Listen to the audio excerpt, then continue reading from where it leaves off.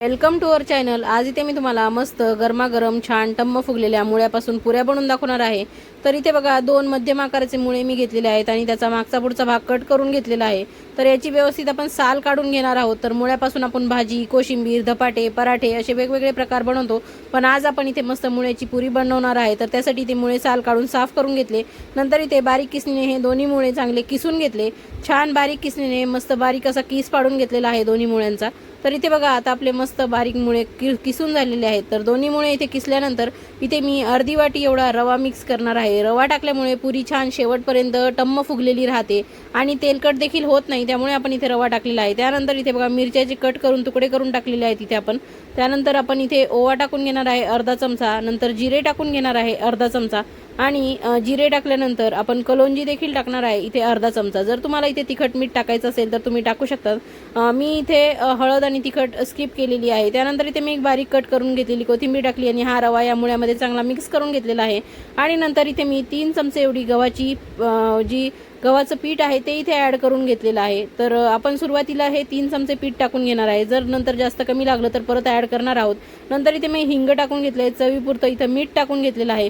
तर एकदम कमी साहित्यामध्ये झटपट होणाऱ्या अशा ह्या पुऱ्या आहेत, खायला देखील एकदम छान लागतात। तर इथे बघा एक पळी एवढं तेलाचं मोहन टाकलेलं आहे आणि हे मोहन टाकल्यानंतर ही कणिक आपण चांगली घट्ट अशी जशी पुरीला कणिक भिजवतो तशी भिजवणार आहोत आणि मुळ्याच्याच पाण्यामध्ये आपल्याला ही कणिक भिजवायची आहे। वरचं एक्स्ट्रा पाणी आपल्याला कोणतंही ॲड करायचं नाहीये। तर तुम्हाला जर माझ्या पद्धतीने मुळ्याची रेसिपी जर बनवायची असेल, माझ्या पद्धतीने मुळ्याच्या पुऱ्या जर तुम्हाला बनवायच्या असतील तर नक्की व्हिडिओ शेवटपर्यंत बघा, कुठे स्किप करू नका। तर इथे बघा 1 चमचा कणिक मला अजून लागलेली आहे, तर ती टाकून सुद्धा मी व्यवस्थित कणिक घट्ट अशी भिजवून घेणार आहे।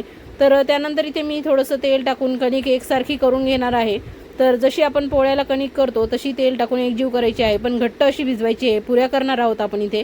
तर सुरुवातीला इथे बघा छोटासा एक गोळा काढून घेतलेला आहे आणि तो इथे आपण लाटून घेणार आहे पुरीच्या आकारात। तर माझ्या पद्धतीने तुम्हाला ह्या पुऱ्या बनवायच्या असतील तर नक्की व्हिडिओ शेवटपर्यंत बघा, कुठेही स्किप करू नका आणि चॅनलला सबस्क्राईब करा, व्हिडिओ लाईक नक्की करा आणि इतरांना हा व्हिडिओ शेअर देखील करा।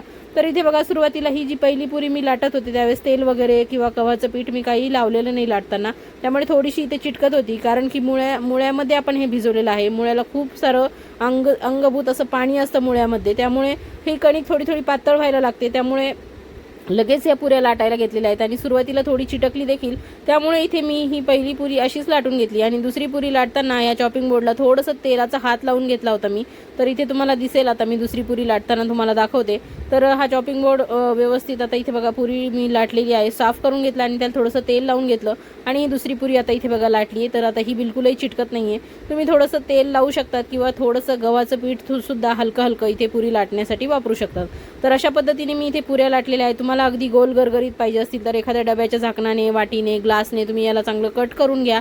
मी अशाच पुऱ्या ठेवणार आहे, याला काही कट वगैरे करून घेणार नाही आज। तर इथे बघा दुसरी पुरी तेल लावून छान लाटून घेतली, त्यामुळे बिलकुलही चिटकली नाही। तोपर्यंत इथे तेल तापलेलं आहे आपलं।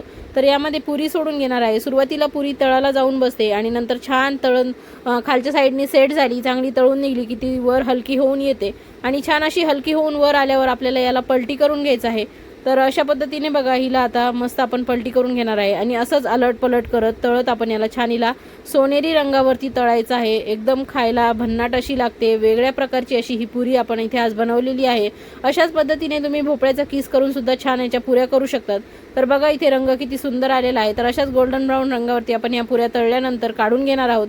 तर मी जेवढी कणिक भिजवली तेवढ्यामध्ये माझ्या एवढ्या पुऱ्या तयार झालेल्या आहेत। तर मुलांना तर ह्या पुऱ्या इतक्या आवडल्या आहेत की मस्त कधी आई आम्हाला खायला देते असं त्यांना झालं होतं। तर बघा इथे बिलकुलही ऑइली तेलकट अशा ह्या झालेल्या नाही आहेत, एकदम मस्त खुसखुशीत अशा ह्या पुऱ्या आपल्या तयार झालेल्या आहेत। एक पुरी मी तुम्हाला मस्त अशी तोडून दाखवते बघा, आतून एकदम छान पोकळ अशी झालेली आहे आणि खायला तर चव तुम्ही म्हणताल इतकी अप्रतिम प्रतीची ही चांगली अशी पुरी झालेली आहे। तर इथे बघा मी पुरी आता सर्व करून घेणार आहे। तर तुम्ही ही दही, चटणी, लोणचं किंवा एखाद्या भाजीसोबत सुद्धा खाऊ शकतात किंवा नुसती सुद्धा खायला छान लागते किंवा तुम्ही केचप किंवा अजून शेजवान चटणी, तुम्हाला कोणत्या गोष्टीसोबत पुरी खायला आवडते त्यासोबत तुम्ही खाऊ शकतात। तर नक्कीच अशा पद्धतीने पुऱ्या तुम्ही ट्राय करून बघा आणि कशा वाटल्या ते मला कमेंट करून सांगा आणि तुम्ही सुद्धा एकदा करून बघितल्यावर माझ्यासोबत शेअर करा। तर कशी वाटली ही आजची रेसिपी नक्की मला कमेंट करून सांगा आणि तुम्ही नक्की ट्राय करा। तर लोणचं, चटणी आणि दही यासोबत मी सर्व केलं आहे. तुमच्या आवडीनुसार तुम्ही ही कशासोबत देखील खाऊ शकता. तर अशा पद्धतीने मस्त पुरी तोडायची आणि चटणी, दही, लोणचं कशासोबत देखील तुम्ही खाऊ शकता. तर नक्कीच तुम्ही करून खा प्या, मजा करा आणि अशाच नवनवीन रेसिपी बघण्यासाठी चॅनलला